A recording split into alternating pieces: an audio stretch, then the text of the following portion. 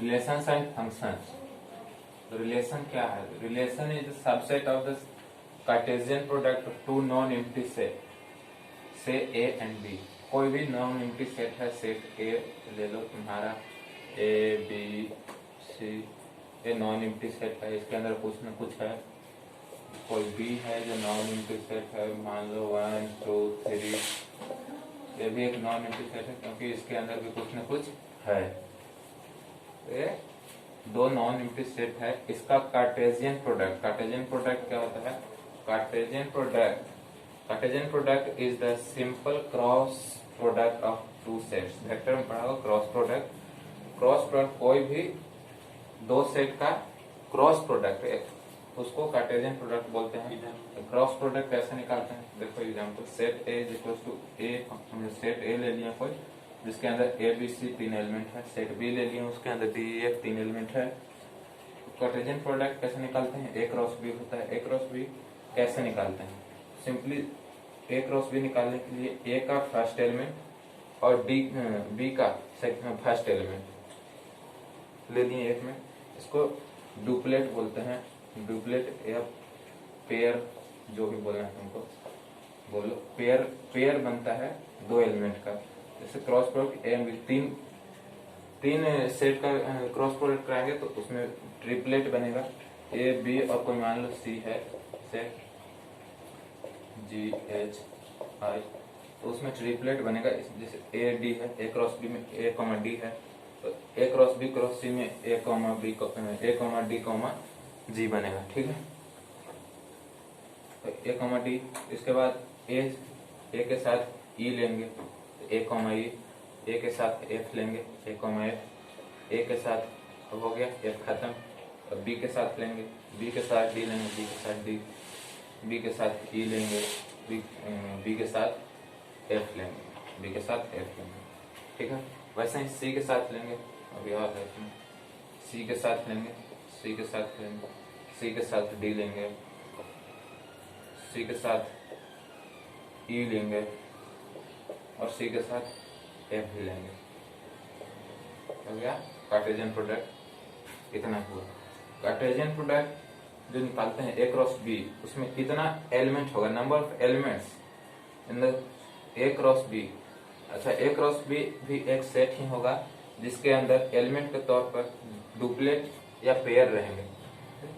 एक पूरा का पूरा एक एलिमेंट है, A comma D, E comma E, A comma E, A comma F, B comma D, B comma E. इसमें कितना एलिमेंट है टोटल काउंट करो, देखो 1 2 3 4 5 6 7 8 9, 9 एलिमेंट्स हैं इसके अंदर। तो इसका डायरेक्ट शॉर्टकट है ए क्रॉस बी निकालने के, N A into N B. N A क्या होगा? Number of elements in set A. Number of elements in set A कितना एलिमेंट है? 3। Number of elements in set B, number of elements in set B, set B इधर है, set B में कितना element है? इसमें भी 3 है। तो क्या है? ए क्रॉस बी के अंदर कितना एलिमेंट है उसको निकालने के लिए N A into N B. N A कितना हो गया? 3 इंटू एन बी कितना है? 3, कितना हो गया? 3। टोटल कितना है? 9 एलिमेंट्स। या तो नंबर ऑफ एलिमेंट्स निकालने के लिए ए क्रॉस बी में तो ए क्रॉस बी निकालो, या फिर डायरेक्ट फॉर्मूला से N A into N B कर दो। कितना इसमें एलिमेंट है सेट ए में, कितना सेट बी में एलिमेंट है, दोनों का एलिमेंट्स का प्रोडक्ट हो गया ए क्रॉस बी का प्रोडक्ट। ए क्रॉस बी के अंदर कितना एलिमेंट है वो निकल जाएगा। चलो, अच्छा हाँ, रिलेशन क्या है? Relation is subset. ये ए क्रॉस बी का सबसेट, इसका सबसेट क्या होगा? जैसे ए क्रॉस बी हुआ, ए क्रॉस बी का सबसेट कोई होगा, मान लो कोई डी सेट है, उसका अंदर कुछ एलिमेंट है, A comma D, A comma E, A comma F, A comma F. चलो इतना ही लेते हैं। ये क्या हुआ? सबसेट हुआ। इसके अंदर ये सेट मौजूद है, इसके अंदर ये सेट हमको मिल रहा है, तो ये डी जो है वो सबसेट है। तो रिलेशन क्या है? Relation is the subset of the cartesian product of two non empty set. कोई दो नॉन एम्प्टी सेट है, सेट ए और set B non empty set है, उसका कार्टेशियन प्रोडक्ट क्रॉस प्रोडक्ट निकालेंगे, उसके अंदर जो एलिमेंट रहेगा उसका सबसेट जो होगा वो रिलेशन कहलाएगा। तो रिलेशन के बारे में डिटेल में पढ़ते हैं।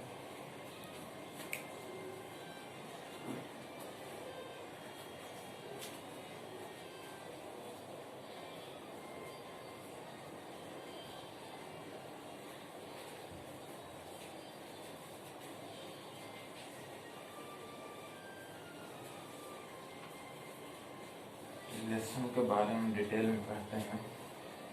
कार्टेशियन प्रोडक्ट हो गया क्लियर।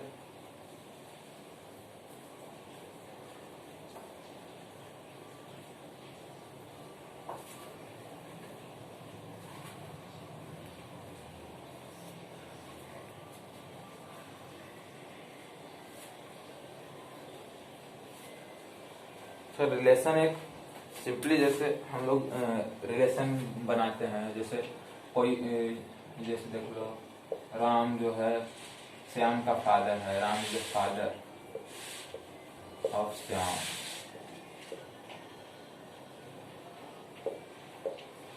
राम श्याम का फादर, इन दोनों के बीच में एक रिलेशन है। क्या रिलेशन है? रिलेशन है कि फादर, राम क्या है? श्याम का फादर है, या श्याम जो है राम का सन है। वैसे ही कुछ भी रिलेशन ले सकता है, जैसे कोई क्लास है, मान क्लास 12 है, क्लास 12 इसके अंदर स्टूडेंट्स हैं, स्टूडेंट्स। तो क्लास 12 का स्टूडेंट्स, मान लो 50 स्टूडेंट हैं, 50 स्टूडेंट्स इस क्लास में। 50 स्टूडेंट्स में कोई बच्चा, मान लो A1, कोई बच्चा A1 है और कोई बच्चा B1 है। तो हो सकता है कि B1 A1 का ब्रदर हो, भाई हो सकता है A1 का G1 सिस्टर हो, बहन हो, कुछ भी हो सकता है, रिलेशन है। हो सकता है A1 D1 से 2 सेंटीमीटर बड़ा हो, टॉलर। हो सकता है B1 कोई C2 है, उसको से 4 सेंटीमीटर छोटा हो, शॉर्टर, कुछ भी हो सकता है। तो सब रिलेशन शो कर रहा है कि A और B के बीच में क्या रिलेशन है, A1 G1 के बीच में क्या रिलेशन है, A1 D1 के बीच में क्या रिलेशन है, B1 C2 के बीच में क्या रिलेशन, सबके साथ रिलेशन। A1 B1 के बीच में क्या रिलेशन है, ब्रदर का रिलेशन। A1 G1 के बीच में क्या रिलेशन है, सिस्टर का रिलेशन है। A1 D1 के बीच में क्या रिलेशन है कि A1 जो है B1 से 2 सेंटीमीटर लंबा है, टॉल है। B1 C2 के बीच में क्या रिलेशन है कि B1 जो है C2 से 4 सेंटीमीटर छोटा है। तो ये एक स्टेटमेंट है, ये रिलेशन है, दोनों के बीच में रिलेशन। इसी के बारे में हम पूरा डिटेल में पढ़ने वाले हैं।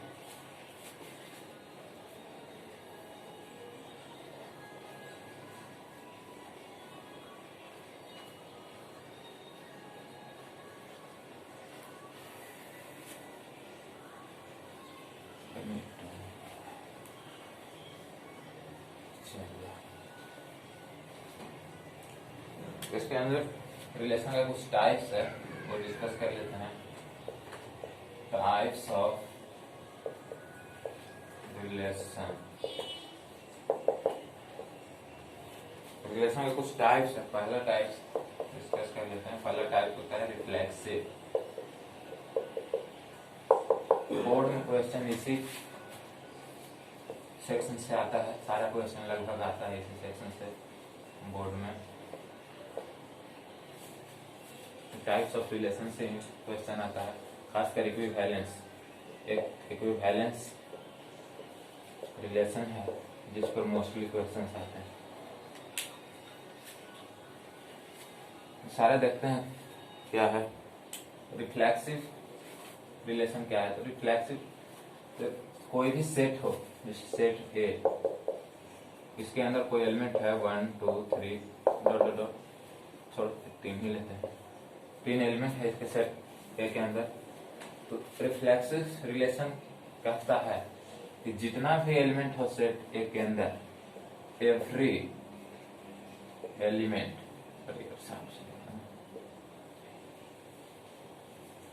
of set A must be related with itself.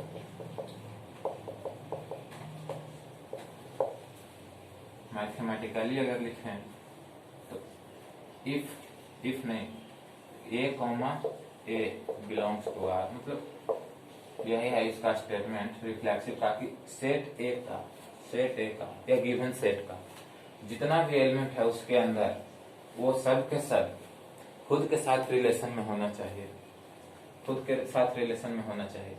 जैसे कोई एग्जांपल ले लो,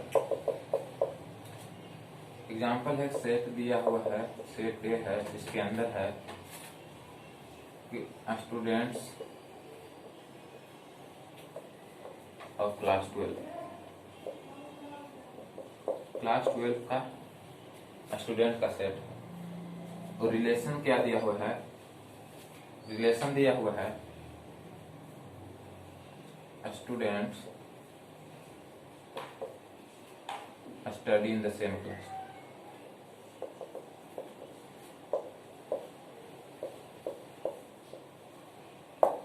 रिलेशन है कि students study in the same class. कोई स्टूडेंट है, मान लो कोई सेट ले लो, सेट ए है, यही सेट है, सेट इसको ले लो, क्या कोई राम है, कोई श्याम है, कोई गीता है, कोई सीता है। तो इसके डेफिनेशन के अनुसार, डेफिनेशन क्या कहता है कि every element of set A should must be related with itself. तो रिलेशन क्या कह रहा है, रिलेशन कह रहा है कि student study in the same class. ले लेते हैं Ram, Ram study in class 12। Ram जो है क्लास 12 में पढ़ते हैं।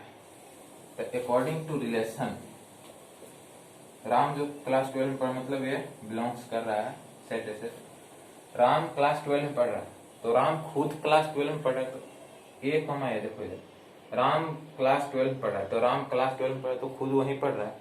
तो राम राम तो एक ही व्यक्ति है, तो दोनों के दोनों तो क्लास 12 में ही पढ़ेंगे।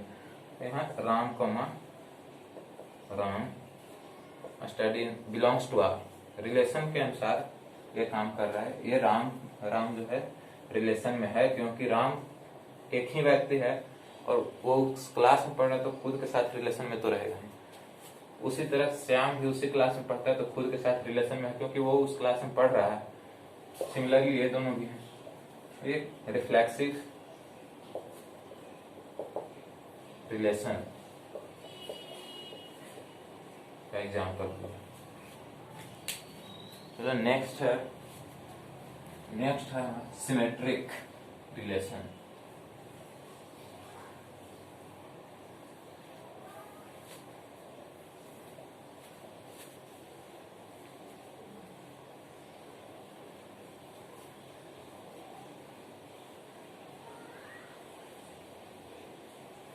अच्छा हाँ, इसमें जो रिफ्लेक्सिव था, रिफ्लेक्सिव रिलेशन, इसके अंदर कंडीशन पूरा फुल होना चाहिए। मतलब ये जो सेट है 1 2 3 का सेट ए का सारा एलिमेंट खुद के साथ रिलेशन में होना चाहिए। मतलब इसका अगर रिलेशन है कि 1,1 belongs to 2,2 belongs to R और 3,3 छूट गया, तो ये जो है ये रिलेशन रिफ्लेक्सिव नहीं होगा।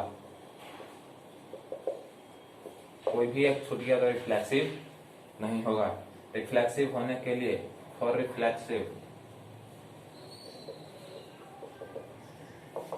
सारा का सारा एलिमेंट खुद के साथ रिलेशन में होना चाहिए। 1,1 2,2 और 3,3 रिलेशन में होना चाहिए, तब जाकर ये रिफ्लेक्सिव होगा।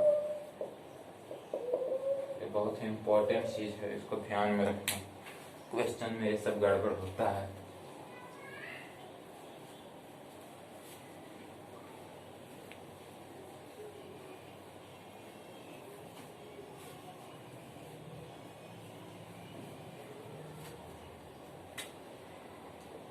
दूसरा है सिमेट्रिक रिलेशन।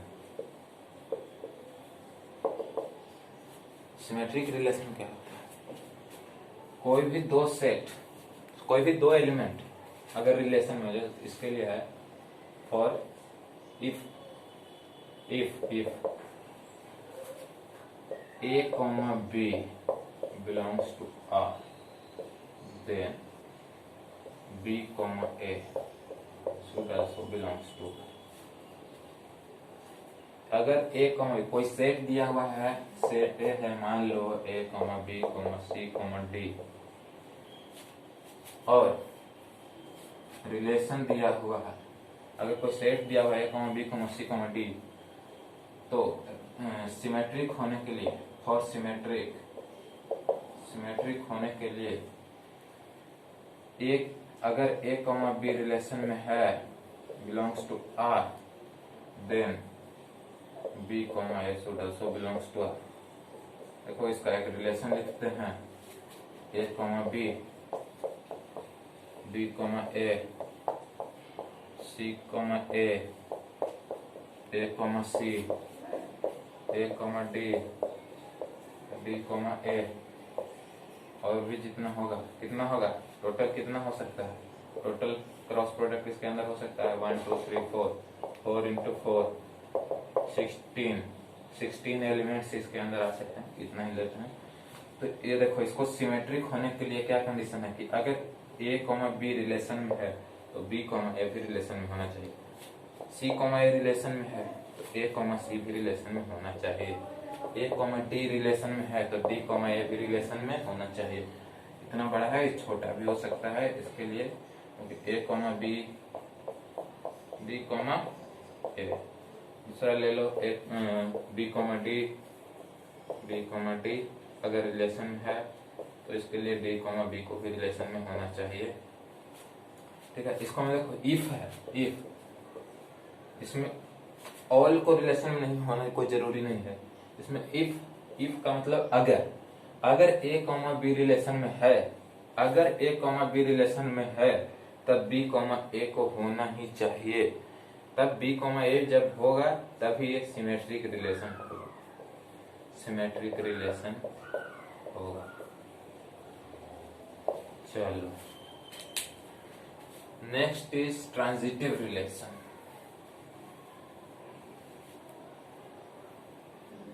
है इसका स्टेटमेंट यही है, if A comma B belongs to R then B comma A should also belongs to R। A comma B अगर रिलेशन में है तो B कॉमा A को भी रिलेशन में होना पड़ेगा, तभी वो रिलेशन सिमेट्रिक होगा।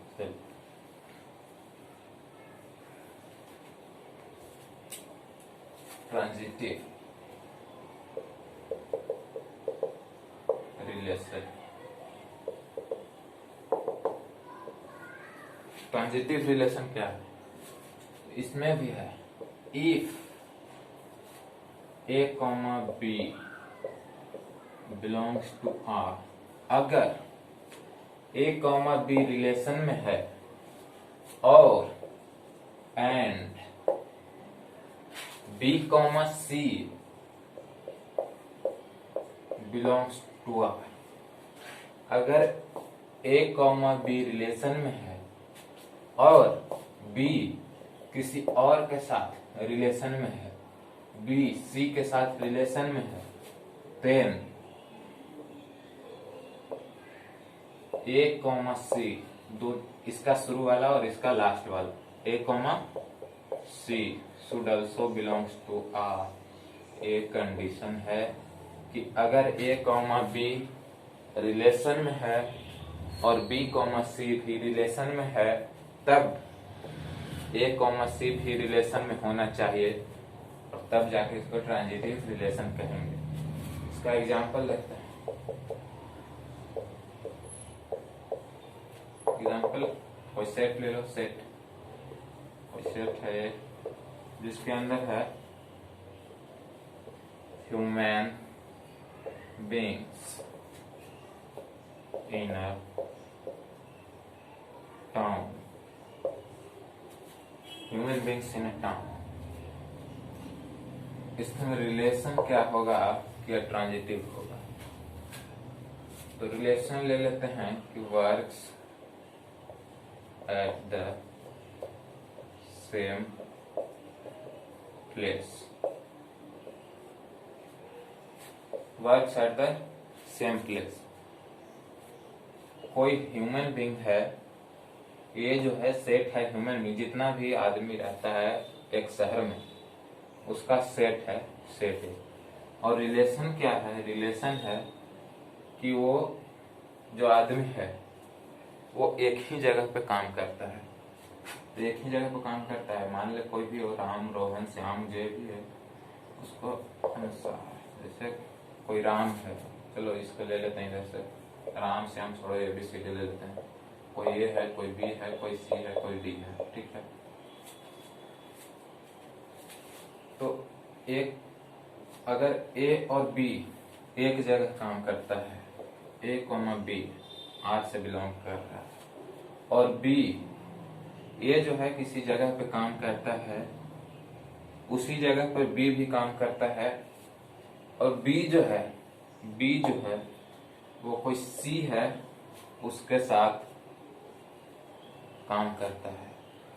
बताओ, ये जो है राम है, बी जो है श्याम है, और सी जो है राहुल है। राहुल, देखो राम जो है किसी शॉप पे काम करता है, ध्यान से समझो, राम जो है किसी शॉप पर काम करता है, और श्याम भी उसके साथ उसी शॉप पर काम करता है, और श्याम जो है उस शॉप पर काम करता है, और राहुल भी उसके साथ उसी शॉप पर काम करता है। तो राम और राहुल दोनों एक ही शॉप पे काम करेंगे या नहीं करेंगे? ऑब्वियसली करेंगे। राम और श्याम एक जगह एक साथ रह रहे हैं, श्याम राहुल भी एक साथ एक जगह रह रहे हैं, तो राम और राहुल भी एक साथ रहेंगे।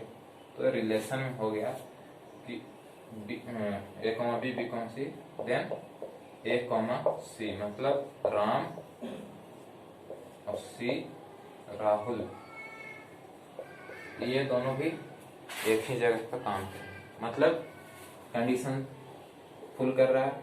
A, B अगर A B के साथ रिलेशन में है और B C के साथ रिलेशन में, तो A और C भी रिलेशन में होना चाहिए, हो रहा है, क्योंकि राम और राहुल एक ही जगह पे एक ही दुकान पे काम करता है। तो ये ट्रांजिटिव रिलेशन हो गया, ट्रांजिटिव रिलेशन।